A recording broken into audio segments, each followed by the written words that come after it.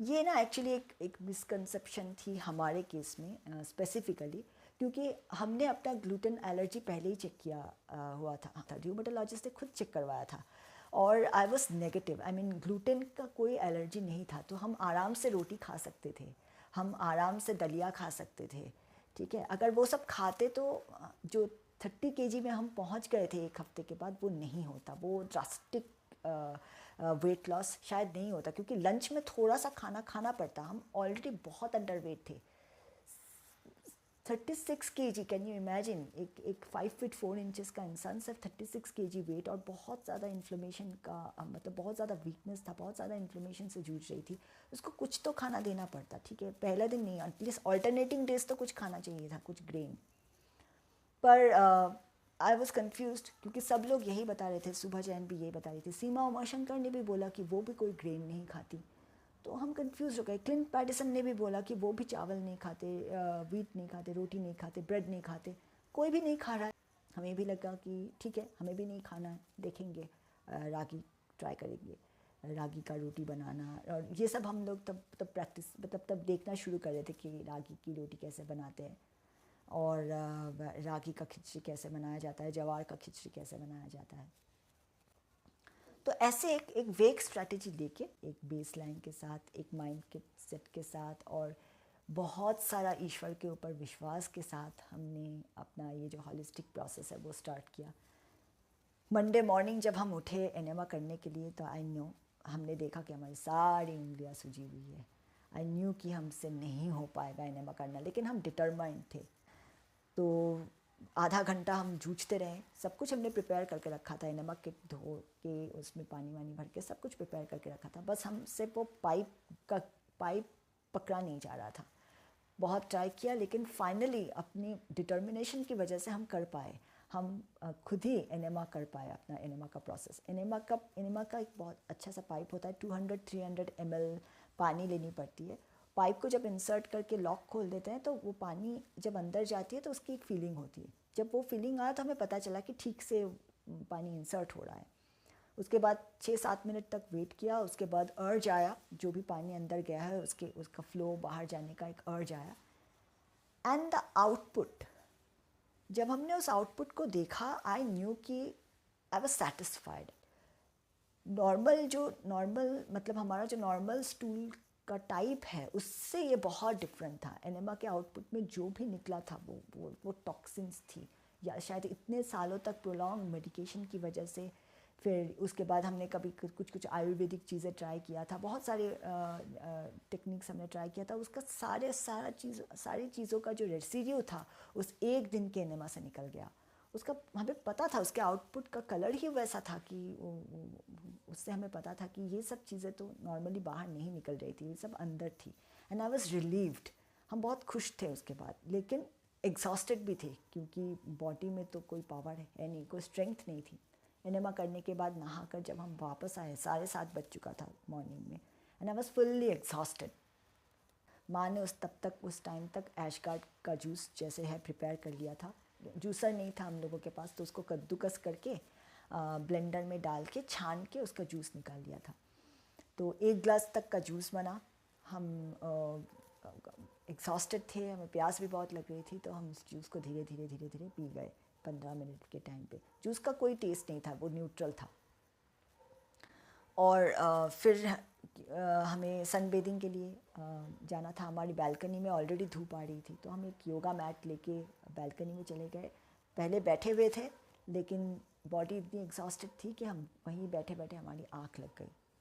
I think 8:15 या फिर 8:20 होगा। धूप इतनी तेज़ होती है दिल्ली एनसीआर में अप्रैल के टाइम पे कि वो जलने लगता है, ज़्यादा देर हम लोग बैठ नहीं सकते। तो हम 15-20 मिनट ही शायद वहाँ पे हमारी आँख लग गई थी, और धूप ऑलरेडी हमारी स्किन को जलाने लग गई थी। हम जाग गए और फट से बालकनी से उठकर घर के अंदर आ गए। और पहली बार हमें झटका लगा कि हम इतनी जल्दी उठकर आए कैसे।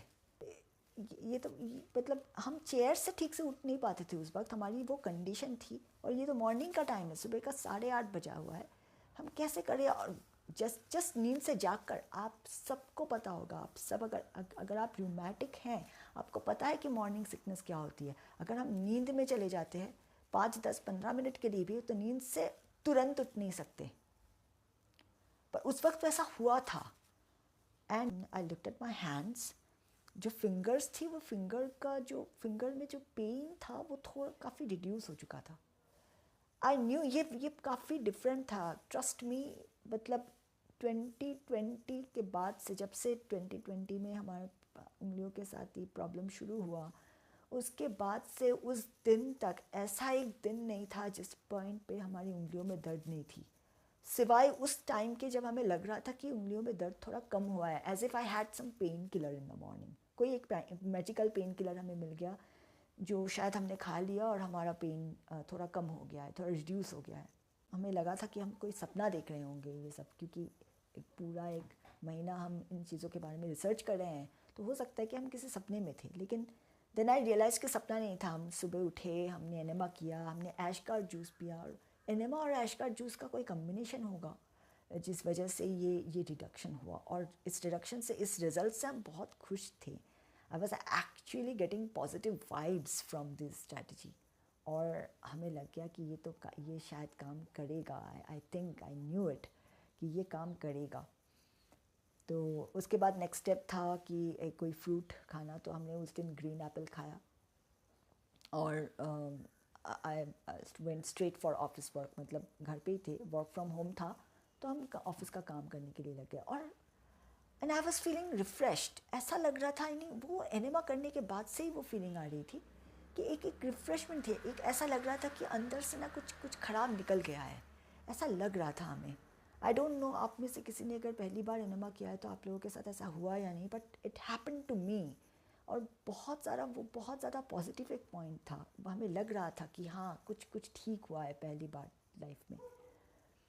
तो जैसा भी हो, उसके बाद लंच का वो टाइम था। लंच टाइम में चैलेंज वही थी कि वो परवल का सूप बनाना है। तो परवल और आलू दे के हमने एकदम सूखे कढ़ाई में अजवाइन डाल दिया, थोड़ा सा हाथों में क्रश करके, थोड़ा सा जीरा डाला, फिर उसको थोड़ा भून लिया। फिर उसके ऊपर परवल को ऐसे स्लिट करके, माँ ही कर रही थी, हम बस उनको बता रहे थे कि आप उनको डाल दो। थोड़ा सा और पोटैटो ऑलरेडी बॉइल्ड रहता है हमारे घर में, तो थोड़ा सा परवल को डाल के, थोड़ा पानी डाल के हमने उसको ढक दिया। थोड़ा परवल जब थोड़ा थोड़ा कुक हो गया तब आलू को डाला, और कोई मसाला नहीं है। ओ हाँ, बहुत इंपॉर्टेंट इंग्रेडिएंट जो बताना भूल गए, वो है हर खाने में, जैसे हमने बताया कि अजवाइन यूज़ करना है, वैसे ही हर खाने में दो और चीज़ यूज़ करनी है, इनएविटेबल है, और अपनी ज़िंदगी के एंड तक हम इन चीज़ों को यूज़ करते रहेंगे।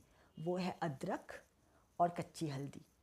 अदरक और कच्ची हल्दी को एक साथ क्रश कर लेते हैं, मोटर पेसल में उसको क्रश कर लेते हैं। उसी वक्त थोड़ा सा इतने साइज़ का अदरक और इतने साइज़ की हल्दी को लेके एक साथ क्रश करके उसको भी डाल देते हैं। मतलब जब अदरक और जीरा थोड़ा भुन जाता है, उसके बाद ये क्रश्ड जिंजर और जो टर्मरिक है, रॉ कच्ची हल्दी, कच्ची अदरक, उसको डाल देते हैं। उसके बाद उसको भून लेते हैं, फिर परवल डालते हैं या फिर झींगा या फिर तुरई, सबको हमने ऐसे ही बनाया। थोड़ा सा पानी दे दिया, उसको ढक दिया। थोड़ा थोड़ा जब वो बॉयल होके थोड़ा कुक हो गया, तो उसके बाद बॉइल्ड पोटैटो उसको भी ऐड कर दिया। फिर उसके बाद पुदीना के पत्ते, कभी धनिया के पत्ते, कभी पालक, इस तरह की चीज़ें उसके अंदर हमने ऐड किया। तो इसका ना एक अच्छा सा न्यूट्रिशियस सा सूप बन जाता था। और मतलब उसका टेस्ट अगर आप पूछेंगे, देखिए डेस्परेट मोमेंट था। कोई भी ऐसी चीज़ अगर कोई हमें पाचन भी खिला दे तो हम खा लेंगे, क्योंकि हमें दर्द से मुक्ति पाना था। और ये जो हम बना रहे थे, तो इसका तो ये हमें ऑलरेडी बहुत टेस्टी लगता था, क्योंकि हम वैसे भी ज़्यादा स्पाइसी खाना पसंद नहीं करते थे। कभी भी खाते थे लेकिन कम, हमेशा। ऐसा नहीं कि गोलगप्पा नहीं खाया, गोलगप्पे भी खाते थे, सब कुछ खाते थे, लेकिन कम कम मात्रा में खाते थे।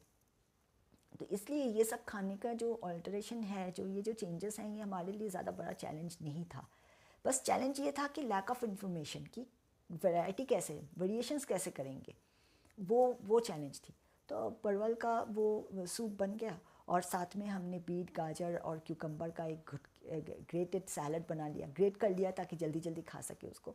और इन सब को मिला के हमने अपना लंच कर लिया। ऑलरेडी भूखे थे, और भूखे पेट तो सब कुछ टेस्टी ही लगता है। परवल का सूप भी गरम गरम हमने उसको खा लिया, फिर उसके साथ ये सैलड भी अच्छे से खा लिया। और एक और चीज़ थी जो सीमा उमा शंकर बहुत रिकमेंड करती थी, वो थी पालक की चटनी। मतलब स्पिनच 200 ग्राम स्पिनच, कुछ थोड़ा 2-3 स्प्रिग कोरिएंडर और थोड़े से पुदीना पत्ते के साथ एक पालक का चटनी बनाते थे। उन्होंने बताया था कि वो शुरुआत में बस इसी चीज़ से बनाते थे और थोड़ा सा पिंक सॉल्ट डाल दिया था। हाँ, एक बहुत इम्पॉर्टेंट पॉइंट, कोई टेबल सॉल्ट नहीं चलेगा। हमारे घर में एक्चुअली 2020 से ही टेबल सॉल्ट आना बंद हो गया था। हम सिर्फ पिंक सॉल्ट लाते थे, पिंक हिमालयन सॉल्ट। तो ये तो हमारे घर में अवेलेबल थी। थोड़ा सा पिंक सॉल्ट मिला के वो पालक की चटनी जो है वो भी हम लोगों ने बना ली थी। इनिशियली हम इसको दोपहर को खाते थे, फिर हमने इसको रात में एक्सचेंज कर लिया। तो पालक की चटनी, सैलड और वो परवल का सूप खा के पेट भर गया था ऑलरेडी। हम फिर दोबारा ऑफिस के वर्क में, थोड़ा ऑफिस का काम था तो उसमें जुड़ गए और शाम को हमने फिर से थोड़ा सा तो धूप लगाया और डिनर का टाइम था। डिनर 6:30 तक कंप्लीट करना ही था, 7 बजे सूर्यास्त होता था। तो डिनर में हम क्या खाएंगे? डिनर के लिए हम पूरी तरह से कंफ्यूज थे। सात्विक मूवमेंट में ये बताया गया था कि सैलड खाओ, लेकिन सैलड हम ऑलरेडी दोपहर को खा चुके थे, हम दोबारा उसको रिपीट नहीं करेंगे। हमें पता था हम अंडर वेट है, अगर हम सिर्फ सैलड खाते रहें तो हम एकदम सूख जाएंगे, ये हमें पता था। तो और वैसे भी हम शाम के बाद कोई भी कच्चा चीज़, कच्ची फ्रूट, ये सब नहीं खाते थे, ये हमें पता था। और नित्यानंदम श्री में भी ये बताया गया है कि रात को फल नहीं खाना चाहिए, शाम को फल नहीं खाना चाहिए। ये इससे हम ऑलरेडी कन्विंस थे। अगर ये लोग नहीं भी बताते, अगर ये लोग बताते भी हमें फल खाने के लिए, तब भी हम नहीं खाते। तो कोई भी फ्रूट नहीं चलेगा, कोई भी सैलड नहीं चलेगा, तो फिर हम शाम को खाएंगे क्या? तो जब हम रागी, हमने बताया था ना कि रागी जवार थोड़ा थोड़ा करके हम लेने गए थे, तो उस वहाँ पे हमें थोड़ा रागी जवार का फ्लेक्स, मतलब मिलेट फ्लेक्स भी दिख गया था। तो हमें लगा कि इसी का एक सूप बना लेंगे, थोड़ा सा आलू मिला के, स्वीट पोटैटो या फिर नॉर्मल आलू मिला के, और सूप ही तो है, उसको पी जाएंगे। और एक आध दिन जैसे सीमा जी ने बताया कि पम्पकिन सूप जो सात्विक मूवमेंट का अपना रेसिपी है, एक आध दिन वो ट्राई कर लेंगे। तो फिर वो भी हमने स्ट्रेटजी कर ली थी, ठीक है, एक दिन रागी का सूप, एक दिन जवार फ्लेक्स का सूप, ऐसे ऐसे करके चला लेंगे, काम चल जाएगा हमारा, ये सोचकर तो हमने स्टार्ट किया। और फर्स्ट दिन हमने रागी का सूप पिया। पीने के बाद 6:30, मतलब 6:45 तक हम फ्री हो गए। खाने पीने का सारा ताम जाम जो है वो ख़त्म। I was feeling really happy. अरे ये तो बहुत आसान है, खाने पीने के बारे में सोचना ही नहीं पड़ेगा, वो कितना आसान है लाइफ। 2 दिन कट गया, ठीक है। कुछ आई थिंक 9:30 तक हमने थोड़ा बहुत काम किया, फिर हम थोड़े से टीवी देखे, कि मतलब वो अच्छे से कट गया वो दिन। नेक्स्ट दिन मॉर्निंग में फिर हम उठे, फिर हमने एनेमा किया। अब तो हम कॉन्फिडेंट हो गए थे। एनेमा किया, वही सेम चीज़, ऐश गार्ड जूस। फिर उस दिन हम मास्क मिलन खाए। फिर उस दिन का लंच था, उसमें झींगे का वो सूप बनाया था, पिया था। और शाम को जवार का फ्लेक का सूप। ये सब एकदम ठीक था। तो first day, second day, third day ash gourd juice की जगह हमने टेंडर कोकोनट वाटर, मतलब अच्छे नारियल का पानी, वो पिया। लेकिन 4th डे से एक चेंजेस दिखने लगी हमें।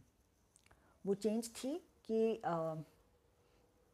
हमें जो अपना एक्सक्रीशन पॉइंट है, जो एनस है, वहाँ पे एक इचिंग सा महसूस होने लगा। पहले हमें लगा कि मे बी शायद हम एनेमा करने वक्त कुछ गलत कर रहे थे, लेकिन एनेमा का जो पाइप है वो तो बहुत स्मूथ है, तो उससे तो कोई वहाँ पे छिल नहीं सकता। तो ये इचिंग कैसा? लेकिन वो इचिंग डे 4, डे 5 में ना वो कंसिस्टेंट हो गया, मतलब 24/7 वो इचिंग हो रही थी।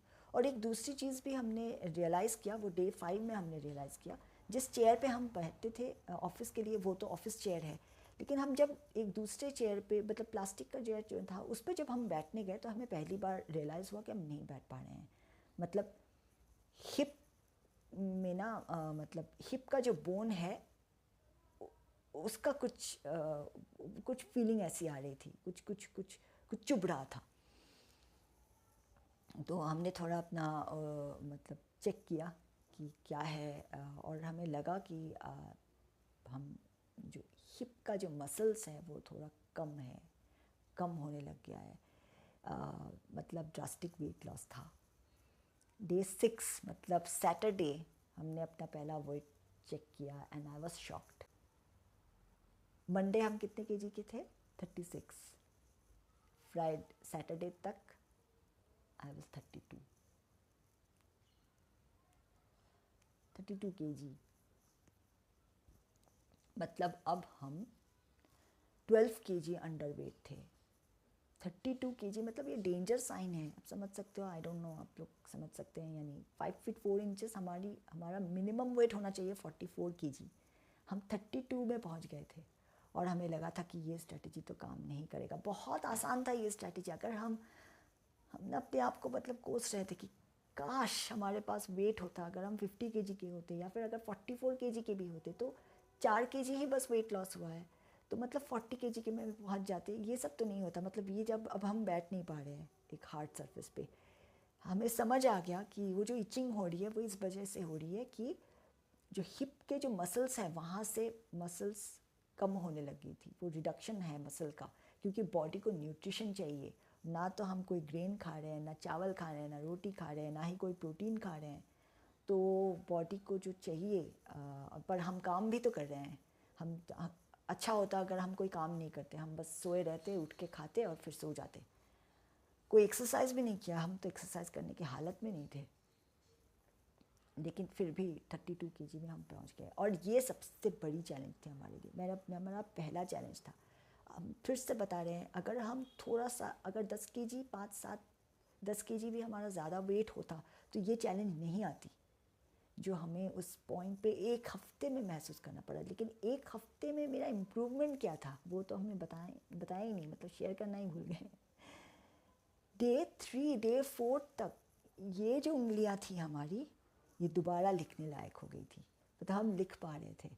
इस पे दर्द बहुत कम हो गया था। रात को हम सो रहे थे, सो के जब उठते थे मॉर्निंग में तो हम पहले चेक करते थे। हाँ, रिजिडिटी थी, रिजिडिटी तो अब भी है, क्योंकि ये सारे नकल्स जो है ये रिजिड हो चुकी थी। इसमें इन्फ्लेमेशन की वजह से ये इसमें जो टॉक्सिन का परत जो है वो जम गया था। तो वो रिजिडिटी तो थी ही, वो रहती थी। लेकिन पेन, एक जो हर रोज़ इन्फ्लेमेशन हुई थी, ये धीरे धीरे ऐसे फूल गए थे। अभी तो कुछ भी नहीं है, ये बहुत ज़्यादा फुला फुला होता था उस वक्त। तो वो नहीं हो रहा था। ऐसा नहीं था कि रेगुलर बेसिस पे इन्फ्लेमेशन नहीं हो रही थी हमें। वो था पॉजिटिव पॉइंट। तो हमें लगा था डे 3 डे 4 में कि ये काम कर जाएगा। हो सकता है कि 2 हफ्ते में हम पूरा पेन फ्री हो जाए। लेकिन वेट लॉस ने हमारे पूरा स्ट्रैटेजी का दी एंड हो गया। हम बहुत डर गए थे। हमें पता था कि अगर ऐसा चलता रहा और वो जो एक कंसिस्टेंट इचिंग वाला जो फीलिंग था ना, वो बहुत ख़राब था। और डे 5 डे 6 तक तो वो बहुत बढ़ गया था।